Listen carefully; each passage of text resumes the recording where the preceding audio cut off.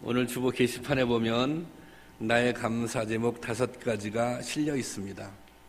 부목사님, 또 전도사님, 장로님, 권사님, 집사님들이 쓴 5가지씩의 감사 제목이 실려 있습니다.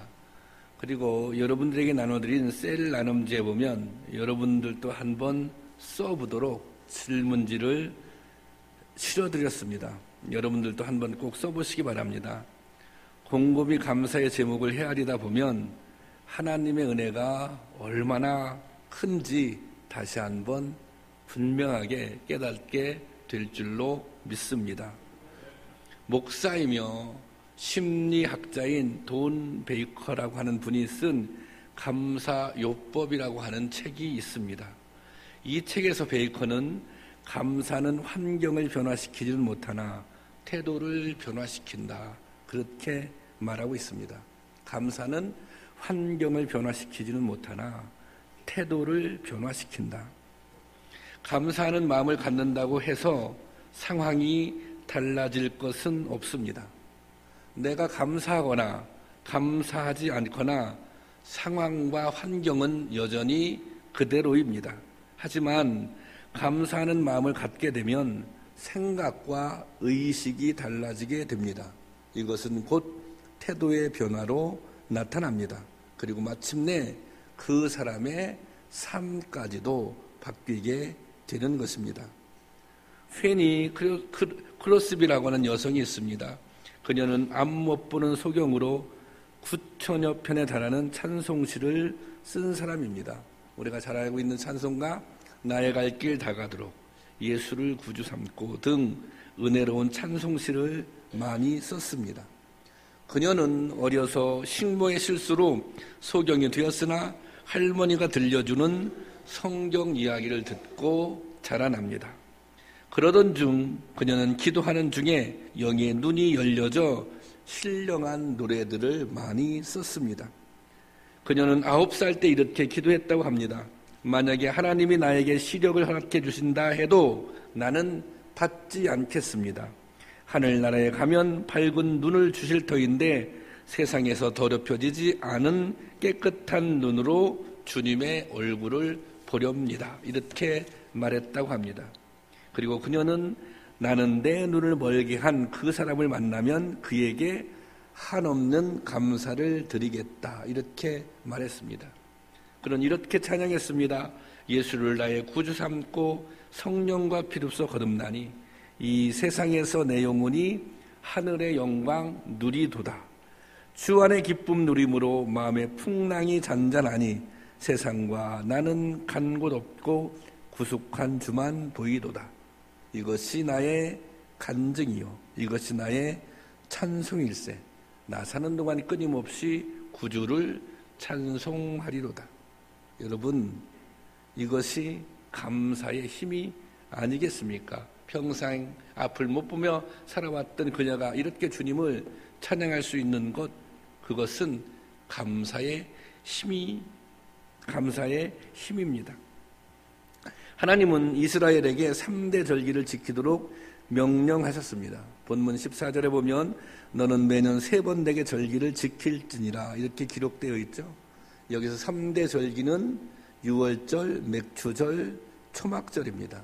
유월절은 애굽의 종살이에서 구원해 주신 것을 감사하는 절기입니다. 맥추절은 이른 비와 늦은 비를 주셔서 밀과 보리를 거두도록 도우신 은혜를 감사하는 절기입니다.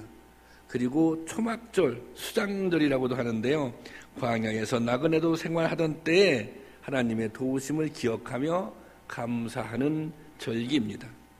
이 절기가 가지고 있는 특징, 공통점은 감사라고 하는 것입니다. 그리고 또 반드시 지켜야 하는 강제 규정이기도 했습니다. 감사절기는 이스라엘 백성들에게 있어서 감사절기는 지켜도 되고 안 지켜도 되고 그런 것이 아니라 반드시 지켜야 하는, 강제적으로라도 지켜야 하는 절기였다고 하는 것입니다. 하나님께서는 왜 이렇게 감사절기를 강조했을까요? 오늘은 그 의미를 생각해 보며 은혜를 나누어 보겠습니다. 첫 번째로 살펴볼 것은 하나님이 이스라엘에게 감사절기를 지키라고 명하신 시점입니다. 일반적으로 볼 때 감사는 감사의 조건이 생겼을 때 하는 것이라고 생각합니다. 그런데 하나님이 이스라엘에게 감사의 절기를 정해주시는 시점은 아직 감사할 만한 조건이 갖추어지지 않은 때입니다. 출애굽기 19장 1절 말씀 볼까요? 한번 보겠습니다. 시작. 이스라엘 자손이 애굽 땅을 떠난 지 3개월 되던 날 그들이 시내 광야에 이르니라. 이 말씀이 무슨 말이냐면 이스라엘 백성들이 애굽을 떠나서 3개월 되던 날에 시내 광야에서 무엇을 받았어요? 시내 광야에서 하나님께로부터 지켜야 할 규례들을 받습니다. 여기 보면 십계명을 비롯해서 지금 얘기하고 있는 절기를 지켜라, 그런 그 말씀이, 그런 명령이 여기에 나오거든요. 그런데 절기를 지키라고 명령하신 그 시기가 이스라엘 백성들이 애굽을 탈출해서 어느 정도 시간이 지났다고 한 3개월 정도 돼서 그 명령을 주셨다는 것입니다. 지금 이스라엘은 막막한 광야 한가운데 있습니다. 약속의 땅은 아직 멀고 백성들의 삶은 고단하기 이를 데 없습니다. 애굽을 떠나올 때 가지고 왔던 먹거리들도 이제 다 떨어졌습니다. 게다가 이스라엘이 지금 머물고 있는 시내 광야는 가나안으로 가는 직선로에서 상당히 멀리 떨어진 곳입니다. 한번 지도를 제가 올려놨는데요. 한번 지도를 좀 보여주세요. 여기 자, 애굽에서 여러분이 지도 보시면 오른쪽이죠, 오른쪽. 오른쪽. 예. 자, 지금 애굽에서 탈출해서 이제 시내산까지 왔어요, 그죠? 시내산에 왔는데 지금 이 시내산에서 여기까지 오는데 한 3개월 정도 걸린 거예요. 여기서 뭐를 받아요? 여기서 계명을 받습니다. 절기를 지켜라, 이런 율례를 받습니다. 예, 받아서 지금 근데 이스라엘 백성들이 향하고 있는 목적지는 어디예요? 가나안입니다. 근데 지금 가나안이 아주 멀리 있는 거예요. 지금 가나안을 멀리 앞두고 또 이게 사실은 그 위에 직선로가 있는데 지금 돌아가고 있거든요. 그러니까 이 시내산에서 요 상황을 놓고 볼 때 지금 이스라엘 백성들은 이 목적지가 가나안이지 않습니까? 가나안을 향해 가는데 지금 굉장히 좀 힘들고 어려운 상황입니다. 다소 뭐냐면 이렇게 좀 좀 이렇게 절망적인 그런 상황입니다. 그런 상황에서 하나님께서 이스라엘 백성들에게 절기와 규례를 지키라고 명령하십니다. 그리고 절기를 주신 목적이 뭐예요? 감사하라는 것입니다. 지금은 별로 감사할 조건이 없어요. 오히려 이스라엘 백성들이 막 불만들이 터져나오고 있는 상황입니다. 그런데 하나님께서는 이 절기의 규례를 주시면서 감사라고 말씀하십니다. 여기는 하나님의 깊은 뜻이 있습니다. 이스라엘의 절기는 대충 아무렇게나 지켜도 되는 명절이 아닙니다. 제대로 절차와 의식을 갖추어야 하고 무엇보다 온 백성이 함께 예배해야 합니다. 또 많은 준비가 필요합니다. 하지만 아직 이스라엘은 약속의 땅에 들어가지도 못했고 모든 조건이 충족되지 않았습니다. 이런 때에 하나님께서 명령을 주신 것입니다. 이것은 무슨 의미입니까? 아직 너희가 가나안에 들어가지는 못했지만 앞으로 하나님의 약속대로 가나안에 들어갈 줄로 믿고 감사하라고 하는 뜻이 담겨져 있는 것입니다. 현재는 광야 가운데 있지만 하나님은 이스라엘을 반드시 약속의 땅으로 인도하신다는 것입니다. 그러니 이 사실을 믿고 지금 어렵지만, 지금 힘들지만, 지금 막막하고 미래가 보이지 않지만 하나님의 약속을 믿고 감사하라는 것입니다. 이것이 절기를 지키라고 하는 명령에 담겨져 있는 의미입니다. 그래서 이 절기를 지키라고 하는 것은 이스라엘 백성들 입장에서 볼 땐 하나님께서 강력한 메시지를 주는 거예요. 어떤 메시지? 희망을 가져라. 여기서 포기할 이유가 없다. 여기서 절망할 이유가 없다. 그래서 이것은 희망을 주는 메시지입니다. 이스라엘 백성들 지치고 고단한 광야에서 지치고 고단한 상태에 있는 이스라엘 백성들을 격려해 주는 메시지인 것입니다. 이스라엘 백성들에게 미래는 두렵고 불확실하지만 하나님을 온전히 믿으면 희망을 가질 수 있습니다. 하나님은 지금껏 놀라운 능력으로 이스라엘을 도와주었고 인도하셨습니다. 홍해를 갈랐습니다. 구름과 불기둥으로 인도하셨습니다. 만나와 메추라기로 먹이셨습니다. 지금은 어렵지만, 지금은 힘들지만 과거에 하나님께서 베푸셨던 은혜를 기억해 낸다면 소망이 생기는 것입니다. 다시금 희망이 생기는 것입니다. 그래, 앞으로도 하나님께서 이런 은혜를 우리가 가나안에 이르기까지 이런 은혜를 베풀어 주실 거야. 그래서 미래를 온전히 하나님께 맡길 수 있게 된다는 것입니다. 감사는 어제의 힘으로 오늘을 이기고 내일을 향해 나갈 수 있게 하는 강력한 희망을 낳는 것입니다. 그런데 여러분, 이런 감사의 능력은 그냥 얻어지는 것이 아닙니다. 우리의 신앙이 자라나야 합니다. 우리의 신앙이 성숙해져야 합니다. 그런데 단순히 시간이 지난다고 신앙이 자라나는 것은 아닌 것 같습니다. 뭐가 필요합니까? 좀 훈련이 필요합니다. 우리가 신앙적으로 성숙하기 위해서는 말씀도 묵상해야 되고요. 정한 시간에 기도도 해야 되고요. 또 은혜 받은 것이 있으면 그것을 가지고 실천도 해야 되고요. 이런 과정을 통해서 신앙이 성숙해지는 것입니다. 이런 훈련을 통해서 신앙이 성숙으로 나아가는 것입니다. 그런데 감사도 마찬가지라고 하는 것입니다. 감사 훈련. 아까 지도를 보면, 아까 지도를 한번 다시 보여주실래요? 지도를 보면 지금 이스라엘 백성이 애굽에서 탈출했어요. 가나안까지 가는데 이게 걸어가잖아요. 그냥 슬슬 천천히 걸어가면 한 달 정도 걸리는 거리입니다. 이게 돌아가더라도 밑으로 이렇게 돌아가도록 시내산을 경에 돌아가더라도 한 달 정도 걸리는 거리거든요. 근데 이게 얼마나 걸렸다고요? 40년이 걸렸습니다. 그러니까 40일 정도면 걸어갈 수 있는 시간, 거리인데 40년이 걸렸어요. 이 40년이 왜 걸렸느냐? 이 40년 동안 하나님께서는 이스라엘 백성들을 훈련시키는 것입니다. 하나님 말씀에 순종하는 훈련, 하나님의 은혜를 기억하고 하나님의 도우심을 바라는 훈련, 하나님을 의지하는 훈련, 그 훈련을 시킨 것입니다. 그래서 이스라엘 백성들이 하나님의 백성으로 살아가는 훈련을 받는 게 40년이 걸린 거예요. 근데 마찬가지예요. 감사도 뭐예요?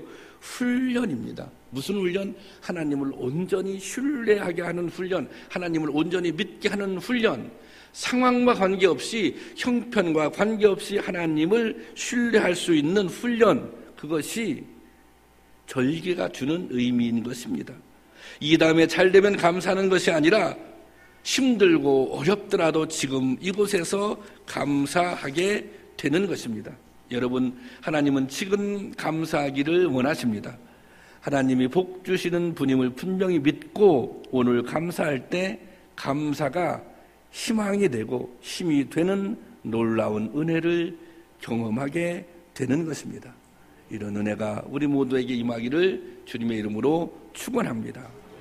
두 번째로 생각해 보기를 원하는 것은 감사가 절망을 이기는 힘이 된다는 것입니다.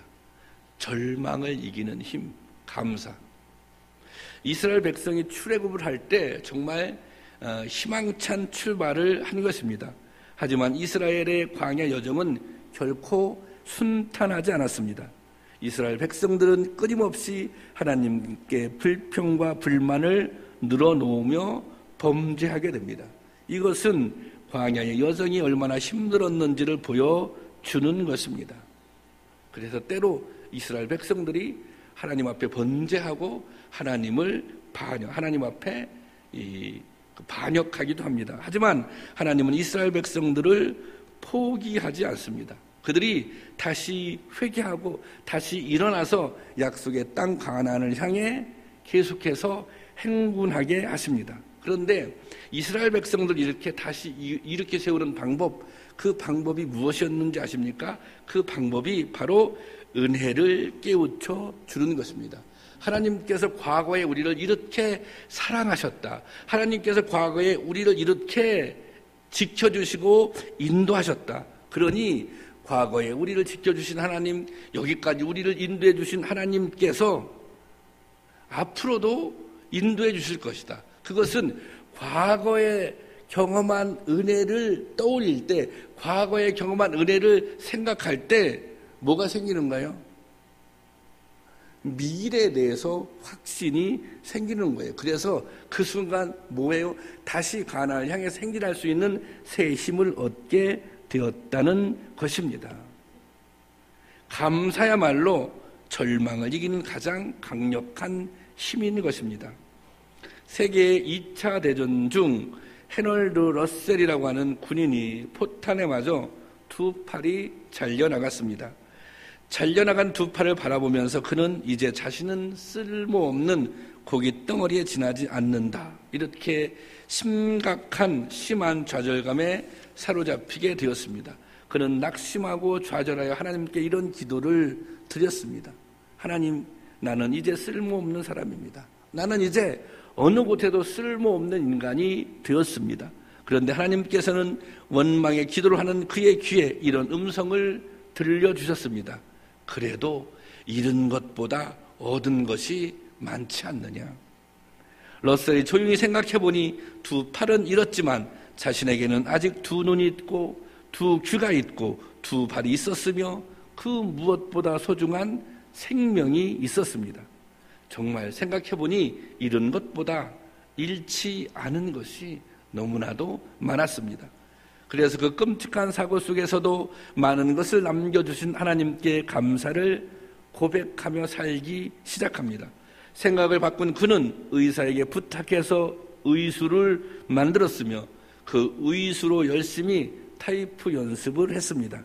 그리고 자신이 지내온 세월을 잘 정리해서 책으로 출간하게 되었는데 이 책이 베스트셀러가 되었습니다. 그리고 영화로 제작되게 되었습니다. 또 그 자신이 그 영화에 출연하게 되었는데요. 그 영화는 크게 성공했고 많은 사람들을 감동시켰습니다. 이 영화가 당시 아카데미 영화상 9개 부분을 석권했던 우리 생애 최고의 해라는 영화입니다. 그도 그 영화 출연으로 아카데미 영화상의 나무조연상을 받는 영광을 차지하게 되었습니다. 그런 그에게 기자가 찾아와서 물었습니다. 당신의 육체적 장애가 당신을 절망케 하지는 않았습니까? 이 질문에 그는 이렇게 대답합니다. 아닙니다. 나의 육체적 장애가 오히려 나에게는 복이 되었습니다. 생각해 보십시오. 내가 장애가 없었다면 어떻게 작가가 될 수 있었겠고 어떻게 내가 아카데미 영화상을 받을 수 있었겠습니까? 당신들도 잃은 것을 계산하지 말고 남아있는 것들을 생각하며 그 남아있는 것들에 감사한다면 당신들은 잃은 것의 몇 배를 보상받을 수 있습니다. 그렇게 말했다고 합니다. 여러분, 사람들이 절망에 빠지는 가장 큰 이유는 더 이상 희망이 없다고 생각하기 때문입니다. 어떻게 해서도 안 된다는 자기 포기 때문입니다. 그런데 하나님이 함께 하시며 여전히 동행하신다는 사실을 깨닫는다면 이보다 더 큰 힘이 어디 있겠습니까? 사랑하는 성도 여러분, 감사하는 성도가 되시기 바랍니다. 오늘 절망 속에 있다면 더욱 감사를 회복하시기 바랍니다. 주님이 어떻게 사랑하셨으며 얼마나 사랑하시는지 또 복된 미래를 예비하고 계심을 믿으시기를 바랍니다. 여러분, 분명한 것은 감사의 회복이 오늘의 절망을 이기는 힘이 될 것입니다. 감사의 회복이 미래에 대한 불안감을 제거하는 힘이 될 것입니다. 이런 은혜가 우리 모두에게 임하기를 주님의 이름으로 축원합니다. 마지막으로 세 번째는 하나님께서 이스라엘에게 절기를 지키라고 명령하신 이유 가운데 하나는 다음 세대들에게 가르침을 주기 위해서입니다. 그러니까 다음 세대, 출애굽을 경험한 그 세대 말고 그 다음 세대, 그 다음 세대, 그 다음 세대, 다음 세대들에게 믿음을 전수시키기 위해서 절기를 지키라고 말씀하셨습니다. 출애굽기 13장 8절인데요. 한번 다 같이 읽어볼까요? 시작.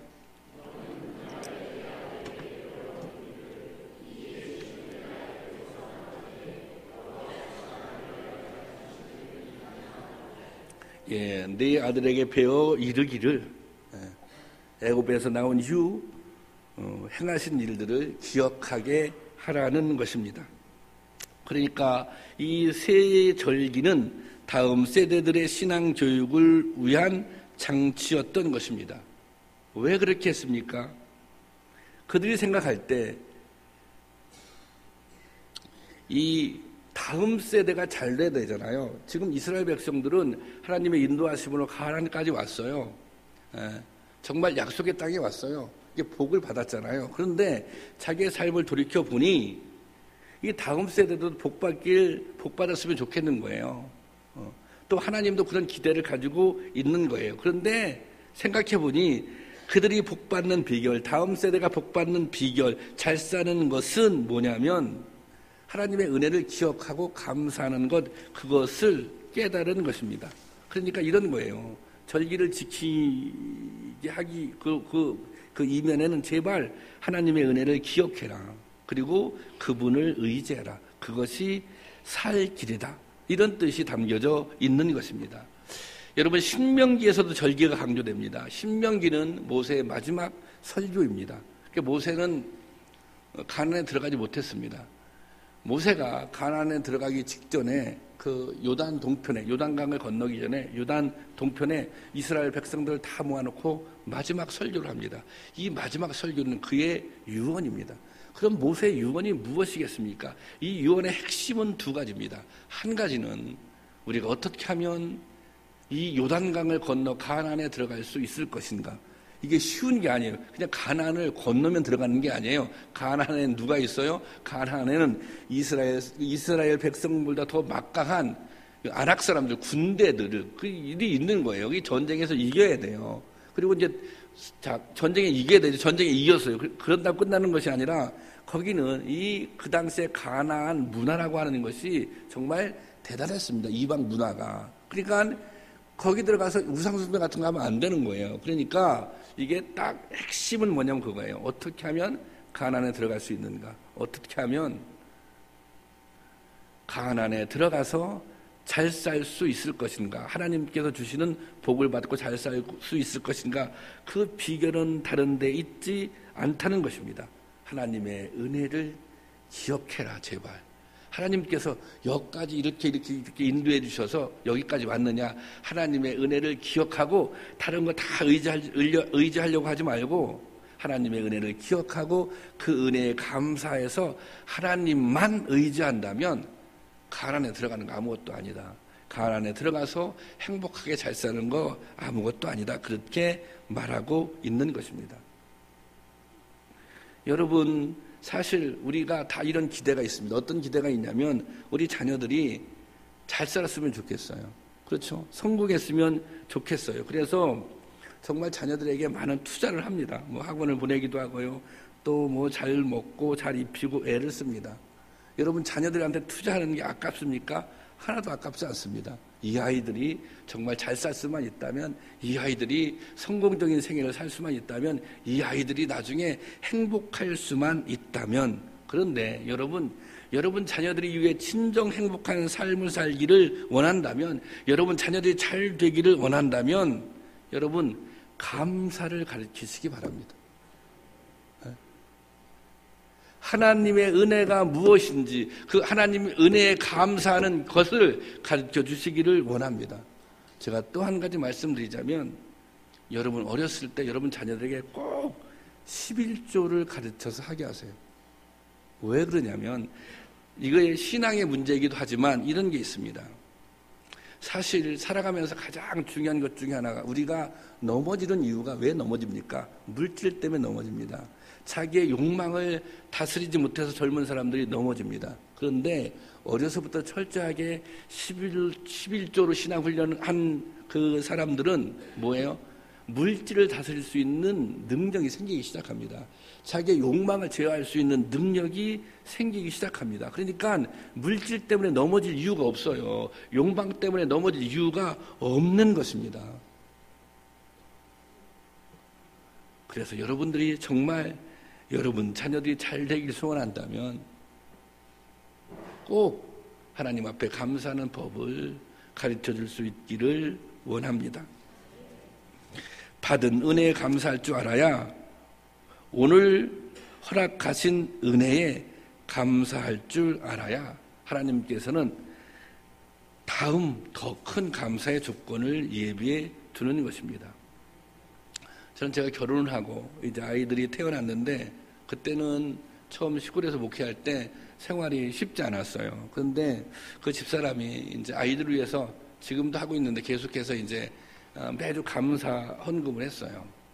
감사 헌금을 했는데 제가 목회자이기 때문에 한 것이 아니라 저희 아내가 저희 장모님한테 배운 거예요. 저희 장모님이 굉장히 어려운 환경에서 4 자녀들을 키웠어요. 그런데 이게 자기가 그분의 간증이에요. 자기가 이게 해줄 수 있는 것이 너무 한계가 있다는 거예요.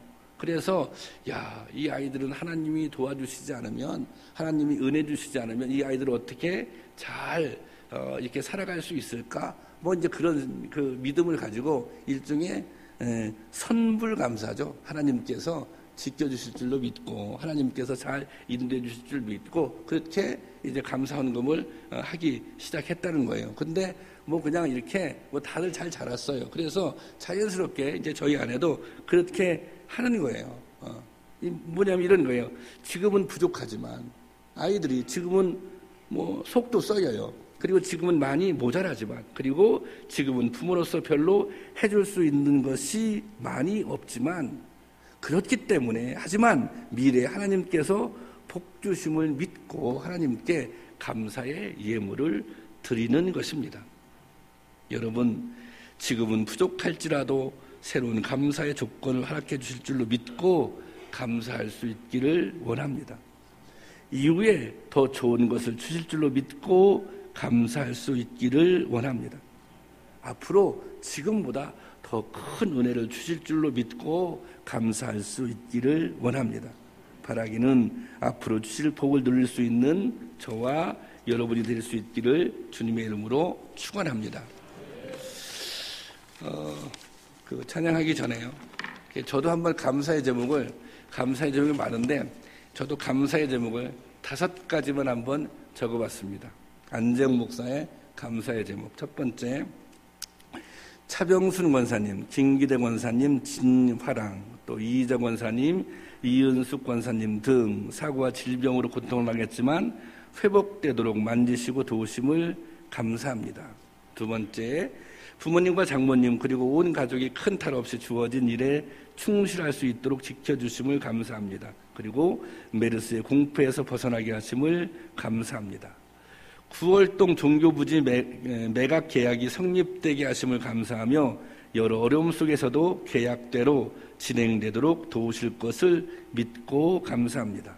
네 번째, 김은식 목사님과 새로운 사역자들을 보내주셔서 역동적인 사역을 꿈꾸게 하시는 것과 새로운 가족들을 보내주시는 것을 진심으로 감사합니다. 다섯 번째, 미래를 꿈꾸며 무엇인가 준비하고 헌신할 수 있도록 새로운 비전을 주시고 오늘 할 수 있는 일과 내일 해야 할 일을 주심을 감사합니다. 그 외에도 감사 제목이 너무너무 많지만 생략하겠습니다. 이 시간 한번 함께 찬양하기를 원하는데요. 날 보내주신 주 감사죠. 이 찬양하면서요, 정말 감사의 제목들이 셀 수 없어요. 네? 여러분들이 지금 감사의 제목들이 다 생각나기를 원하고 그 감사의 제목 때문에 지금 내가 행복한 거예요. 그 감사의 제목들 때문에 그래, 미래에도 하나님께서 나에게 복 주실 거야. 미래에도 하나님께서 나에게 은혜 주실 거야. 또 여러분이 지금 너무 어려워요. 내가 감사할 게 뭐가 있지? 내가 절망스러워. 그럼에도 불구하고 우리는 우리를 구원해 주신 주님께 감사해야 합니다. 그렇게 하시다 보면 정말 힘도 얻고 또 소망을 얻게 될 것입니다. 이 찬양하고 기도하겠습니다.